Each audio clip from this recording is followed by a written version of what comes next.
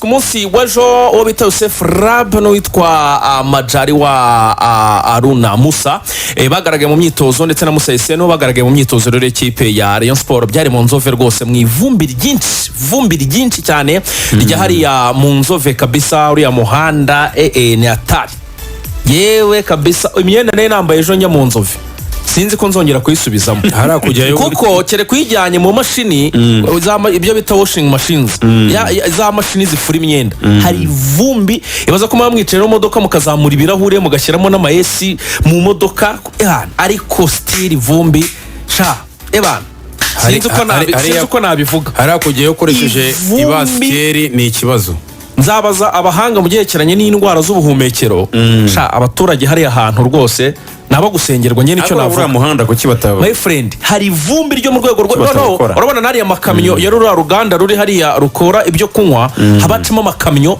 ajyana byeri yagarura izindi yagenda kiriya kibazo cy'ura muhanda Axel ndagishinja cyane uriya muterankunga wa Rayon Sport ukorera hariya niyo wa mbere ufite amafaranga banza mu Axel ubu ntabwo ibintu byose tuzaye dutegereza leta ngo ibikore ubu se muri quartier ko abaturage basigaye bikorera imihanda ntabwo leta igiye muri quartier mukaburimbo igeze iwabo abaturage barikusanya bagatanga amafaranga umuhanda ugakora noneho skori kore igarukiriza iwayo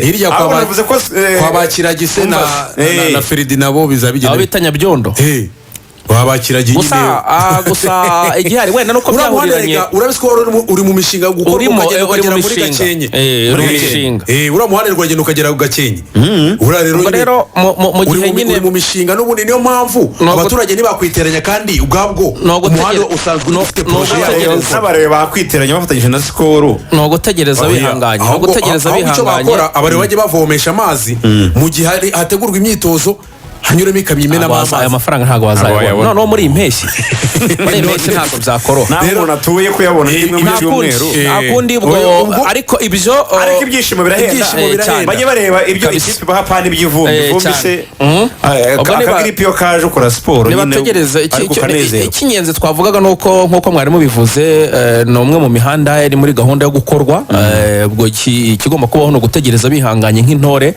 gusa ubwo n'abayobozi baba batekerereza ibyiza kandi umuhanda ni igikorwa remezo kizamurira n'iterambere ariko uzakorwa ni mwihangane ibyo rero ntabwo byabujije ikipe ya Rayon Sport gukora imyitozo kwinjira byari 2,000 abareyo bari baje ari benshi cyane kongera kureba Yosef bamaze kubimenyera cyane kabisa Yosef bamwakiriye gutengera cyo cyakiriye nka Yezu rwose ageze Yerusalemu baramuteruye abafana benshi bamusize ku bitugu rwose baramuheka bamugeza ku kibuga imyitozo inarangiye barongera baramuheka bamugeza hariya muri ariya macumbi yabo yarishimiwe cyane rero ni imyitozo ari myiza yatangiye ikoreshwa n'uriya mutoza wabo uriya munyafurika y'epfo ushinzwe fitness yitwa Rebitsa Ayobonga akaba ari physical and fitness coach ateye ubwoba akoresha imyitozo afite sura ya kaje akoresha imyitozo y'Iburayi kabisa urabona ko afite gahunda yo kubanza gukamuramo amavuta n'ibisukari byinshi afata Yosef na n'uyu Yosef bo ntago batangiranye n'abandi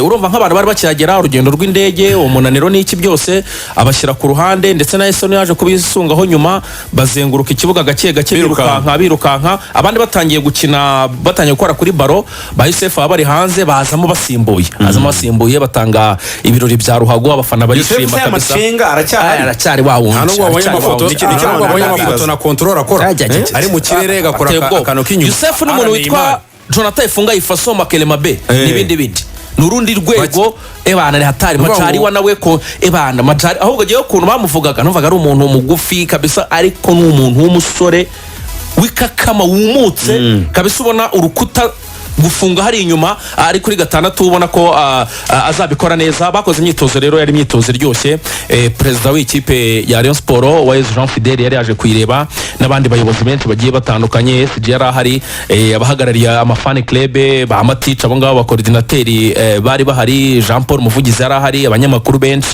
bari bahari baje kureba iyo myitozo rero abafana ari benshi cyane ubwo muri Rayon Sport hagati mu myitozo isa nkaho iri kurangira abafana bararirimbye baririmba umuyobozi wabo bavuga bati turashaka Abedi bata Abedi turamushaka perezida Fidel akavuga ati nimutuze ibiganiro tubirimo rwose kandi urumva kandi neza.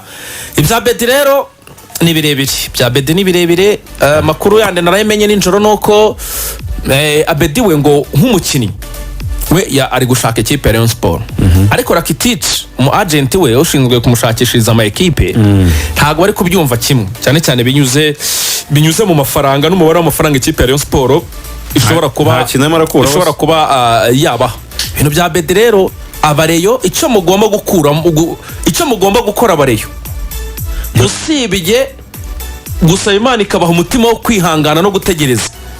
Ibintu bya Abedi birimo amayobera n'amacenga utamenya ukuntu ameze. Aravugwa muri Rayon, hari abamujyanye muri Tanzania, ejo harwambwiye ati ibintu mu byihorere kuko na polisi yamaze kongera kugaruka nyuma yo kwanga bid ya mbere. Buriya polisi mu minsi ishize yaratanze 20. Abedi arazanga n'abamuhagarariye ariko ngo ishobora kuyongerera amafaranga. Hari ibyavuzwe ishyorongi ni byinshi cyane biri kuvuga kuri Abedi usibye gutegereza nta kindi. Ariko Abedi ngiye n'umujyanama we mu Rwanda namubwira kinira Murera cyangwa kinira APR. Rero kizo zanagufasha no gucuruza kuko n'ugiye gusohoka kuko aracyari Burundi ufite profile nyine. Uziko Abedi abareyo bamaze kumwoherereza itike inshuro 4 itike y'indege. Icyo kintu warukizi ruva abareyo nuvuga ngo barabanje bayohereje ku wa 5 bayishyira ku cyumweru bayishyira ejo. Ubu rero abareyo amakuru ahari kuri Abedi nuko ku munsi w'ejo ku wa 3 ngo ejo ku wa 3 niyo deadline, niwo munsi wa nyuma abareyo bazaba binginga Abedi n'umuhagarariye Rakitic ngo nibirenga ejo Abedi ataje abareyo bazakaraba. Urumva bavuge bati uratunaniye ubwo jya gushakishiriza hane natwe turagukarabye. Ku wa 3 ngo niyo deadline, makuru ya nyuma narara ubwo nejo ku munsi w'ejo. Ubwo rero hama gutegereza marere ibonye Abedi no yabisaze tukareba ni mu gihe ko yahucanganyikisha. Ubwo rero no gutegereza tukareba. Ubwo ibyo byose turabivuga gutyo birajyanirana n'ibya Richard Bazombwa Kirongozi. Uyu musore amakuru ya nyuma mperuka nuko ngo nawe bari bamwohereje itike imukura i Lubumbashi muri Kongo aho yari yagiye kwa nubwo akinira intamba ariko uyu Richard ngo niwe mubi cyane ngo ni umuwinga amacaca. Richard ngo naza hagati ya Yusefu na Ojera na Ifaso urumva harimo umwe uzicara. Nuvuga ngo nyine akina imbere ku ruhande rw'ibumoso. Ntabwo wicaza Yusefu urumva imbere ku ruhande rw'ibumoso. Reka guca imbere ku ruhande rw'ibumoso. Bose umukinnyi waba ufite ubushobozi bwicaza Yusefu yaba ari umukinnyi cyangwa yaba ari ikivejo. Ayo makunda niyo mpamvu erega uyu muvandimwe Bazombwa uyu musore wa Bomamuru ubundi ngo bakitangira kumuvuga bareyo harimo ekipe y'abakeba na peri irimo yagize amatsiko yo kumenya uyu mukinnyi ni muntu ki bajya kubaririza ibintu rero biri muri ubundi ibintu biri muri transfer ya Abedi na Bazombwa uyu Richard amakipe ahanganye nyenda yakunda koko APR ishobora no kubikora kugira ngo icanganyukishe n'abareyo bave no muri deal. Erega niko gahunda zimeze urumva Rayon yaterayo APR nayo ikajyayo itanafite wenda na gahunda yo kumugura ariko kugira ngo ibacanganyukishe bateshe umutwe erega gura kuko ujya kurera kuri APR ariko rega na APR nayo APR ntabwo yarangije kwakirita kuko APR yo abo bakinnyi aho Abedi akina naho Richard akina imyanya iruzuye.